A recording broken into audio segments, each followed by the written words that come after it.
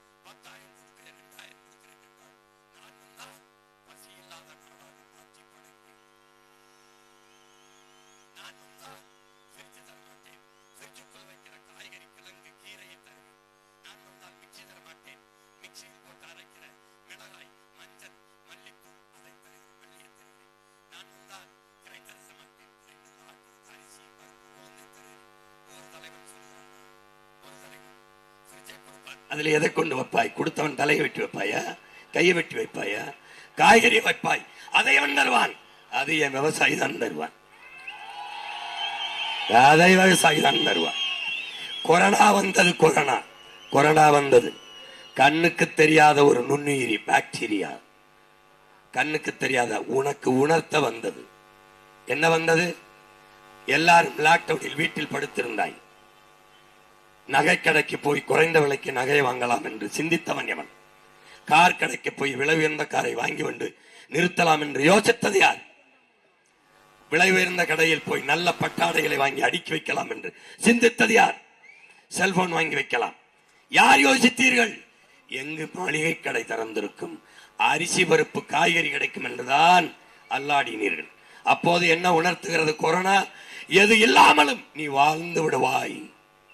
நீரும் சோறும் அரிசியும் பருப்பும் இல்லாது வாழ முடியாது என்பதை உணர்த்தியது.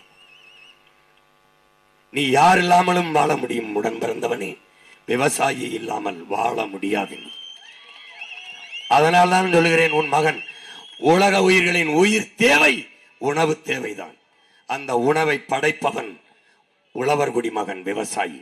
எல்லாரும் மனிதன் செய்கிற வேலையை செய்கிறான், விவசாயி மட்டும் தெய்வத்தின் வேலையை செய்கிறான். உங்கள் மகன் என்ன சொல்கிறேன்?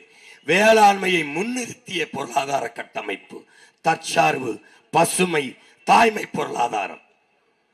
வேளாண்மையை முன்னிறுத்தி கட்டுவதால் அந்த தற்சார்பு பசுமை பொருளாதாரத்தை நம்முடைய தாத்தா காந்தியின் நேரடி உதவியாளர் ஜே.சி. குமரப்பா பல அடுக்குகளாக எழுதியிருக்கிறார். டிராக்டர் எந்திரத்தை கண்டுபிடித்து கொடுத்து நிறுத்தின போது டிராக்டர் நல்லா உழும் என்றான். தாத்தா கேட்டார், ஜே.சி. குமரப்பா, என் மாடு சாணி போடுமே, இது போடுமா என்று கேட்டார். உனக்கு புரியும் என்று கேட்கிறேன். தற்சார்பு என்பது எப்படிப்பட்ட வாழ்க்கை என்றால், என் மாடு நான் உழுவேன், என் மாடு சாணம் சேமிப்பேன், நிலத்துக்கு உரம் நான் விளைய வைப்பேன், நான் அறுப்பேன், அடியை காட்டுக்கு விடுவேன், நடுவை மாட்டுக் கொண்டு வருவேன், நுனியை வீட்டுக்கு கொண்டு வருவேன், என் கூளத்தை என் மாட்டுக்கு போடுவேன், சாப்பிடுவான். நான் அறுத்து களத்தை நெல்லை அடித்து புனையல் பத்துவேன், என்னோடு சேர்ந்து என் மாடு மிதிப்பான். நான் இந்த வைக்கோலை ஏற்றி கொண்டு வந்து அவனுக்கு வைப்பேன், அவனே தூக்கிட்டு வந்து அடுக்குவான். பிறகு அவனுக்கு இரையாக போடுவேன். நான் நெல்லை குத்தி அரிசியாக்குவேன், தவிடை அவனுக்கு போடுவேன். நான் சாப்பிடுவேன், மிச்சம் பழைய கஞ்சி சோறு தண்ணி அதை தொட்டியில் ஊற்றி அவனுக்கு உணவாக்குவேன்.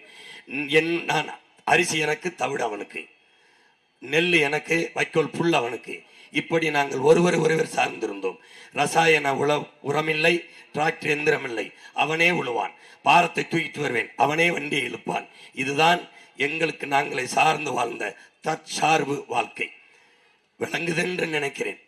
இந்த வாழ்க்கை தான் தற்சார்பு. தான் தற்சார்பு, தாய்மை பொருளாதாரம், பசுமை பொருளாதாரம், வேளாண்மையை முன்னிறுத்தியது. உன் நாடு காரை ஏற்றுமதி செய்கிறது, 50 லட்சம் காரை ஒரு ஆண்டுக்கு. ஆனால் வெங்காயம் பருப்பை இறக்குமதி செய்கிறது. ஒரு டன் கார் உற்பத்தி செய்ய 4.5 லட்சம் டன், 4 லட்சம் லிட்டர் தண்ணீர் தேவைப்படுது ஒரு கார் தயாரிக்க. குடிச்சிட்டு வெளியில் வருது. அது வெர்ச்சுவல் வாட்டர் என்கிறோம், மறை நீர் என்கிறோம். ஆனால் இந்த கொரியன் முதலாளி நம்ம ஊர் சென்னையில் வந்து கார் தயாரிக்க எந்த கோயிலில் வேண்டிக் கொண்டான்? ஏன் இங்கு வந்து தயாரிக்கிறான்? இங்கே தண்ணீரை உறிஞ்சிக் கொள்ளலாம், மனித உழைப்பு மலிவாக இருக்கிறது, உழைப்பை சுரண்டி கொள்ளலாம், உற்பத்தியை பெருக்கலாம், அதிக லாபம் ஈட்டலாம். ஒரு நொடி கூட மின்சாரம் அணையாது, தடையில்லாத மின்சாரம் தருவார்கள் இந்த ஆட்சியாளர்கள். மக்களுக்கு 7 ரூபாய்க்கு கொடுத்தால் அவனுக்கு குறைந்த கட்டணத்திற்கு கொடுப்பார்கள். புரிகிறது என்று நினைக்கிறேன். அவன் உற்பத்தி செய்கிற காரை எடுத்து செல்ல விரைந்து கொண்டு போக 8 வழிச்சாலை 4 வழிச்சாலை போட்டு கொடுப்பார்கள். அதனால் இங்கு வருகிறான். ஆனால் காரை ஏற்றுமதி செய்த உன் நாடு வெங்காயம் பருப்பை இறக்குமதி செய்து, சோறை இறக்குமதி செய்கிறது. எந்த நாட்டிலிருந்து வெங்காயத்தை இறக்குமதி செய்து? பாலைவன நாட்டில் இருந்து. சோலை போல இவ்வளவு வளத்தை வைத்திருக்கிற நாட்டில் மக்களுக்கு வெங்காயத்து கூட விளை வைத்து தர முடியாத வெங்காயங்களிடம் நீ ஆட்சியை கொடுத்திருக்கிறாய். பாலைவன நாடு எகிப்து, ஈஜிப்து எப்படி வேளாண்மை செய்யறான்? பாலைவனத்தில் மணலை தள்ளி விட்டுட்டு பாலித்தீன் சீட்டை விரிக்கிறான். இங்கிருந்து நம்ம நாட்டில இருந்து மண்ணை கப்பல்ல கொண்டு போய் அந்த மண்ணை கொண்டு அதுல கொட்டி அதுல வெங்காயத்தை விளைய வச்சு இந்த வெங்காயங்களுக்கு அவன் ஏற்றுமதி செய்யறான். இந்த வெங்காயங்கள் வெக்கமில்லாமல் அதை வாங்கி சாப்பிட்டு கொண்டு நல்ல ஆட்சி, சூப்பர் ஆட்சி, இந்தியா சபை. பைத்தியக்கார கூட்டமே உன்னை எப்படியெல்லாம் கெடுத்தான் பார். உன்னுடைய நாய் உன்னுடைய நாட்டு நாய் உன்னோட காடு காக்க வந்தது, உன்னோட வேட்டைக்கு வந்தது, உன்னோட வீட்டை காவல் காத்தது. ஏசி போட்டாயா? அதுக்கு கோழியும் ஆடும் வாங்கி போட்டாயா? மிச்சச்சோரை ஊத்தினாய், எச்சிச்சோரை ஊத்தினாய், சாப்பிட்டு விட்டு கிடந்தது. அதை தெருநாயாக்கி விட்டு ஒரு நாய்க்குட்டி 25,000க்கு வாங்கி வந்து வெளிநாட்டு நாயை சந்தைப்படுத்தினான். வாங்கினாய் 25,000 ஒரு நாய்க்குட்டி. சில நாய்க்குட்டி 1,00,000. 196 150 கோடி மக்கள் ஒரு வீடு வச்சுக்கிறோம். அப்போ எத்தனை நாய் விற்குது? எவ்வளவு? அந்த நாய் சோற திங்காது. அதுக்கு உணவு அவனே தயாரிப்பான். அதுக்கு ஏசி போடணும், அதுக்கு ஊசி மருந்து, அது தனி மருத்துவமனை. எம்பிட்டு காசு, எம்பிட்டு காசு போகுது. இது ஒரு போர். இதுக்கு பேர் தான் பயோவார். பயோவார். உன்னுடைய பாரம்பரிய மரங்கள், இந்த மரம் ஆலமரம், அரச மரம், இதிலே பழுக்கும், பூக்கும், காய்க்கும், பழுக்கும். என் பறவைகளுக்கு இரையாக இருக்கும். இந்த வவ்வாலும் என் மைனாவும் என் கொக்கும் சிட்டும் காகம் சாப்பிட்டு விட்டு அந்த விதையை கொண்டு போய் என் நிலமெங்கும் தூவும், காடுகளை வளர்க்கும். இந்த அடர்ந்து உயர்ந்து இருக்கிற மலைமுகடில் காடு என் பாட்டனோ என் தாத்தனோ நடவில்லை, எல்லாம் என் பறவைகள் நட்டது. நட்டதனால்தான் மலை முகடுகளில் 3000 அடி உயர்ந்த மலை, அதற்கு மேலே 300 அடி உயர்ந்த காடுகள். அந்த காடுகள் தான் மலையை பூமிக்கு கொண்டு வருகிறது, மழையை பூமிக்கு மழைப்பொழிவை கொண்டு வருகிறது. இந்த மரத்தின் எண்ணிக்கையை குறைத்தான். ஏன்? காடுகள் அடர்ந்து இருக்கிற வரை மழை பொழியும், மழை இருக்கிற வரை நீர் இருக்கும், நீர் இருக்கிற வரை வேளாண்மை இருக்கும், வேளாண்மை இருக்கிற வரை பசி இருக்காது, உணவு பஞ்சம் இருக்காது. உணவு பஞ்சம் இல்லை என்றால் வேற நாட்டில் கையேந்த மாட்டான். அதனால என்ன செய்யணும்? இந்த பாரம்பரிய மரத்தை அளக்கணும். அவன் கொண்டு வந்த மரம் பூக்கும், காய்க்காது, கனியாகாது. என் பறவை அதில் கூடு கட்டாது, ஏன்னா அதுக்கு உணவில்லை. பறவை செத்து போச்சு, அவ்வளவுதான். விதை பரப்பும் தூதுவர்கள் இல்லை, காடு அழிகிறது. நீரின்றி அமையாது உலக என்று நம் பாட்டன் பாடினான். காடின்றி அமையாது நீர் என்பதை என் அன்பு பிள்ளைகள் அறிந்து கொள்ள வேண்டும். வரலாற்றில் சான்று வேணுமா உனக்கு? மழை இல்லை என்றால் மழை பெற முடியாது. மலை வளமே மண் வளம் என்று உன் பிள்ளைகள் இந்த வீதியாக கத்த காரணம் நான் ராமநாதபுரம் சிவகங்கையில் பிறந்த மகன். என் மண்ணிலே கடல் இருக்கிறது, கடல். என் மண்ணிலே கடல் இருக்கிறது, கடல், பறந்து விரிந்த கடல். ஆனால் என் மண்ணு காஞ்சி கிடக்கிறது. காரணம் என்ன? எனக்கு மழை இல்லை, அதனால் மழை இல்லை. உனக்கு கடல் இல்லை, உனக்கு கடல் இல்லை, மழை இருக்கிறது, அதனால் மழை பெறுகிறாய். எப்படி?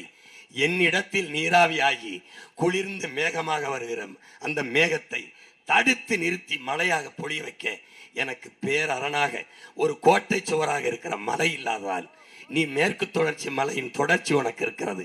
இந்த மலை என்ன செய்கிறது? அந்த மேகத்தை தடுத்து உனக்கு மழைப்பொழிவை பெற்று தருகிறது. நீ வளமாக வாழ்கிறாய், நான் வறண்டு கிடக்கிறேன். இப்போது உன்னிலை என்ன? உன்னிலை என்ன? உன் மலையை நம் பூமி தாயின் மாறை கல்குவாரி என்று இந்த காவாலி நாய்கள் வெட்டி ஏத்துகிறார்கள், அறுத்து விற்கிறார்கள். நீ வேடிக்கை பார்த்து கொண்டிருக்கிறாய். இந்த மலை போனால் நீ மழையை பெறமாட்டாய்.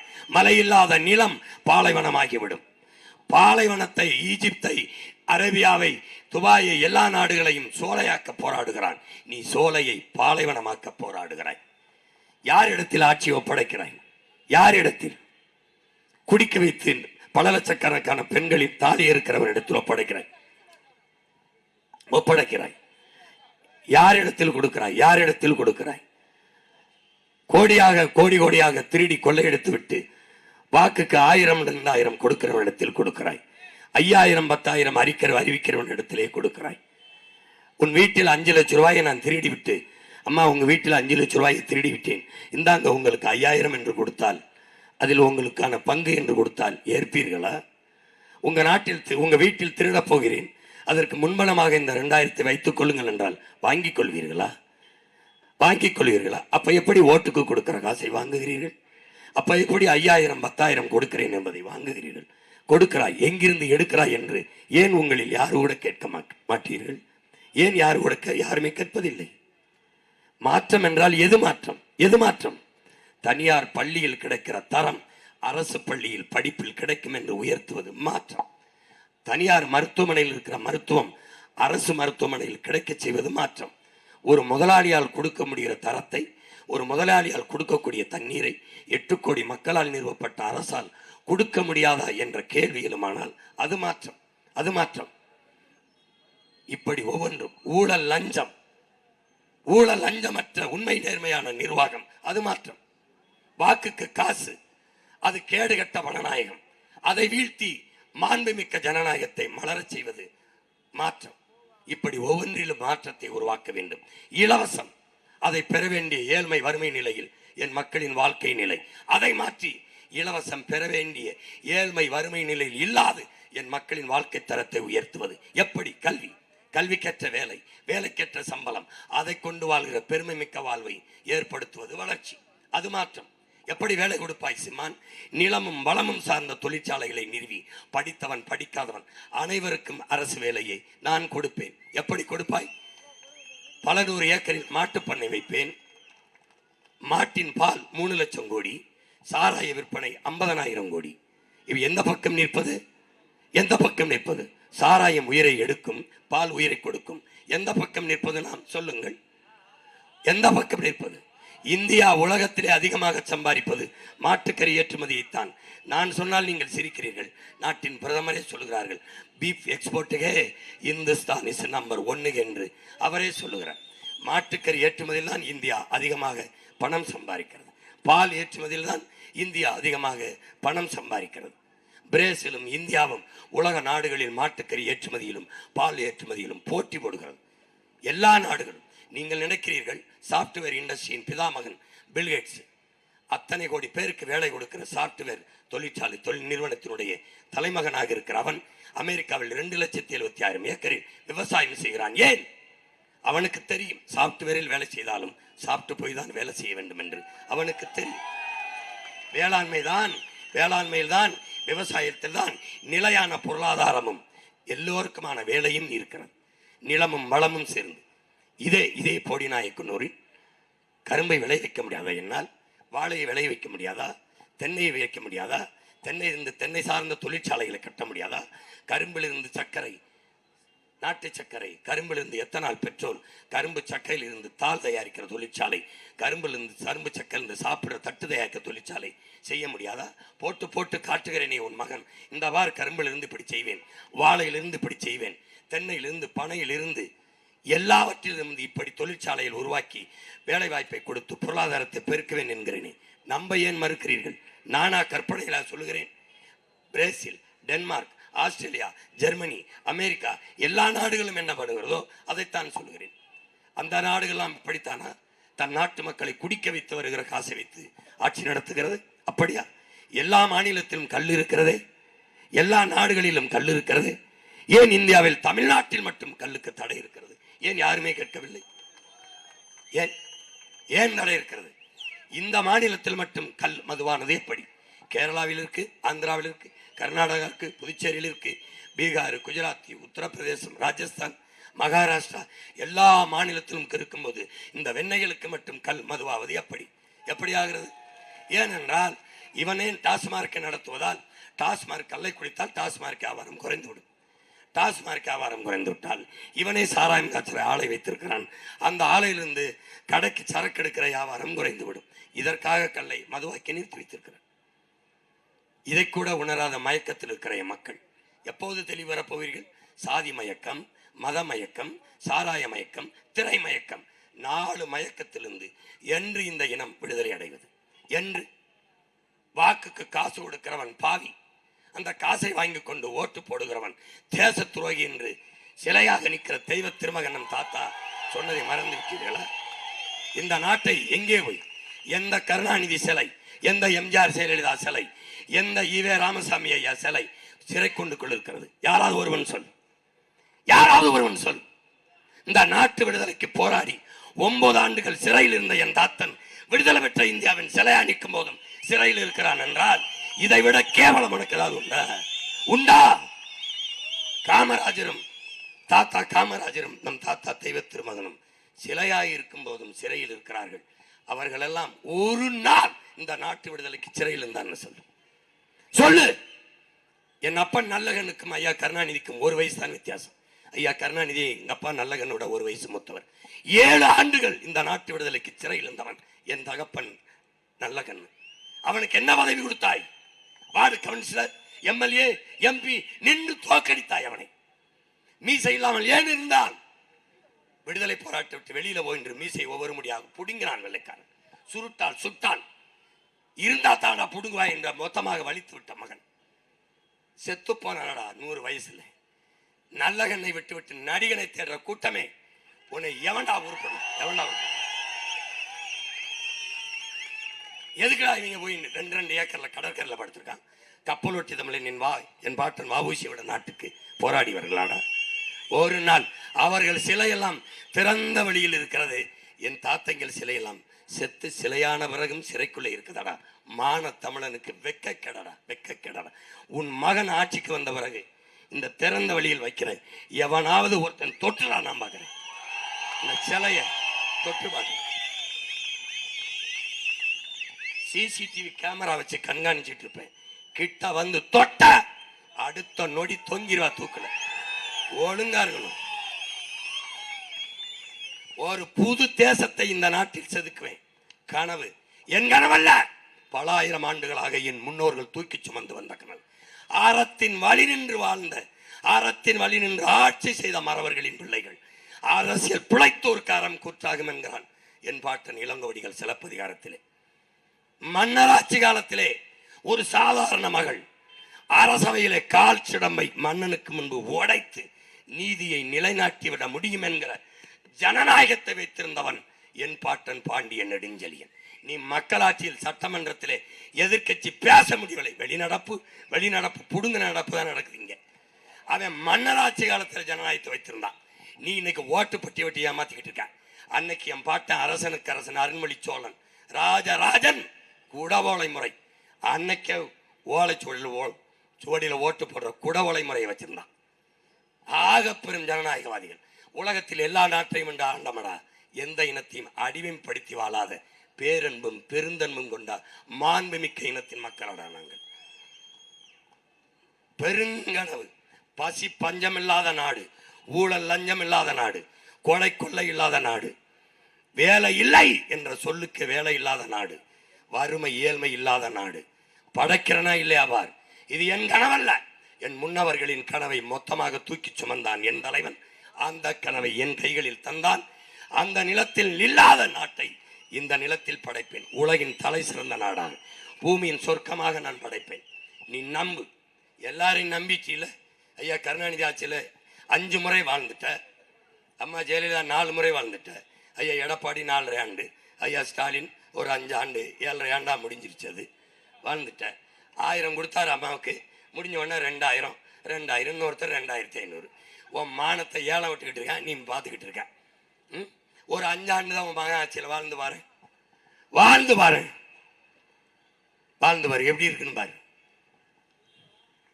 சிறந்த நாடாக படைப்பேன். உலகத்தின் தலை சிறந்த கல்வியில், மருத்துவத்தில், வேலைவாய்ப்பில், தொழில்நுட்பத்தில் சிறந்த நாடாக படைப்பேன்.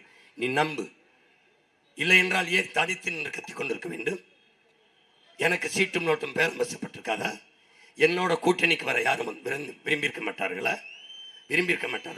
என்னை கூட்டணிக்கு 0.5 விழுக்காடு வச்சுவனுக்கு சீட்டு நோட்டும் பேசி பேரம் பேசி இங்கிட்டு போறியா அங்கிட்டு போறியான்னு பேசிட்டு இருக்கும்போது 8.5 விழுக்காடு 36 லட்சம் வாக்கு வைத்திருக்கிற 3வது பெரிய கட்சி என்னை கூப்பிட்டுக்க மாட்டானா?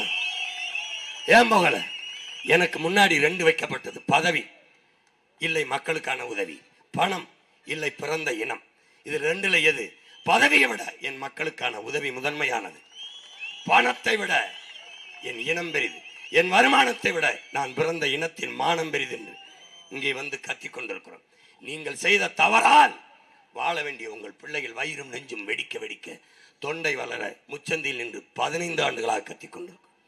இன்னும் அந்த தவறை செய்யாதீர்கள்.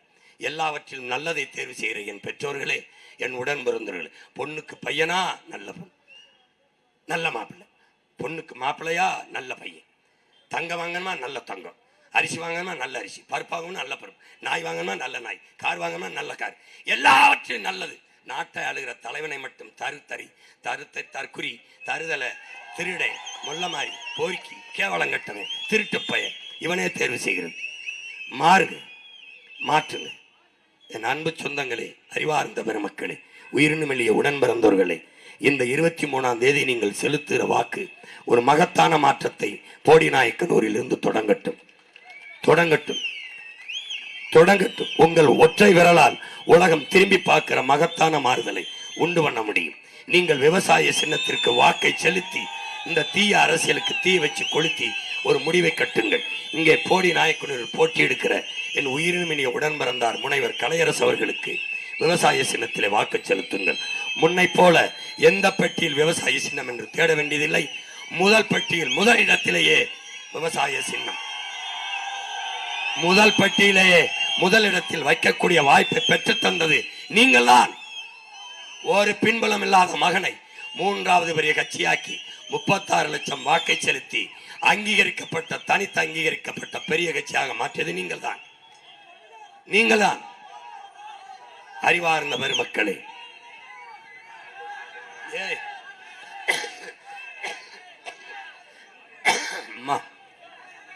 பேசவே கஷ்டப்படுது, நீ போய் பாட சொல்றியடா.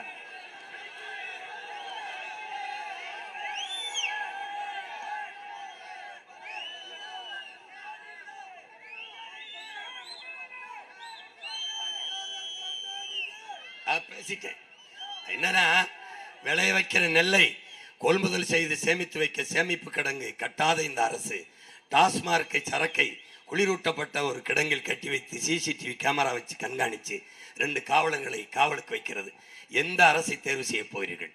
விளைய வைக்கிற நெல்லை உரிய விலையை கொடுத்து கொள்முதல் செய்து சேமிப்பு கிடங்கை வைத்து பாதுகாக்க போற உங்க மகனின் அரசையா, வீதியில் போட்டு முளைக்க வைக்க போற இந்த ஆட்சியாளர்களின் அரசையா நீங்கள் தேர்வு செய்ய போகிறீர்கள்? என் அன்பு சொந்தங்களே, போடுகிற ஓட்டை எல்லாம் திருடனுக்கே தொடர்ந்து போட்டா நாட்டு நிலைமை என்ன ஆகும்? நீ கொஞ்சம் எண்ணி பாரு. போடுகிற ஓட்டையெல்லாம் திருடனுக்கே தொடர்ந்து போட்டா நாட்டு நிலைமை என்ன ஆகும்? நீ கொஞ்சம் எண்ணி பாரு. ஊழல் லஞ்சம் பெருத்து போச்சு, உண்மை நேர்மை செத்து போச்சு, மாண்பு மிக்க மக்கள் ஆட்சி மண்ணோடு மண்ணா போச்சு. கேடுகட்ட பணநாயகம் கேலி பண்ணி சிரிக்குதம்மா. பொறுப்பது பாவம்தானே, சகிப்பது சாபம்தானே. நல்லாட்சி மலர்வதற்கு என்ன வழி கூறம்மா? விவசாயி சின்னத்துல ஓட்டணியும் போடம்மா. போடுகிற ஓட்டையெல்லாம் திருடனுக்கே தொடர்ந்து போட்டா நாட்டு நிலைமை என்ன ஆகும்? நீ கொஞ்சம் எண்ணி பாரு. புரட்சி என்பது ஓர் தலைகீழ் மாற்றம். மாற்றம் என்பது சொல்லல்ல, செயல். மாறுவோம், மாற்றுவோம். இது மாற்றத்திற்கான எளிய மக்களின் புரட்சி. புரட்சி எப்போதும் வெல்லும். நம் வெற்றி அதை சொல்லும். நம் இலக்கு ஒன்றுதான், இனத்தின் விடுதலை. இனம் ஒன்றாவோம், இலக்கை வென்றாவோம். தமிழ் தாய் வாழ்க, தலைவர் பிரபாகரன் வாழ்க, முனைவர் கலையரசன் வெல்க வெல்க. நன்றி, வணக்கம். நாம் தமிழர். வீராதி வீரன் பண்டாரவன்னியன் வழிவந்த பேரன், சூராதி சூரன் சூரிய தேவன், எல்லாள மன்னனின் உயிர்ப்பான தீரன், தமிழீழ மாமன்னன் பிரபாகரன், தமிழரில் தலைநிமிர் வந்து உரிமையை எடுத்து நீ உரிமை காட்டடா. உருமும் புலியாய் நீ உறுதி காட்டடா.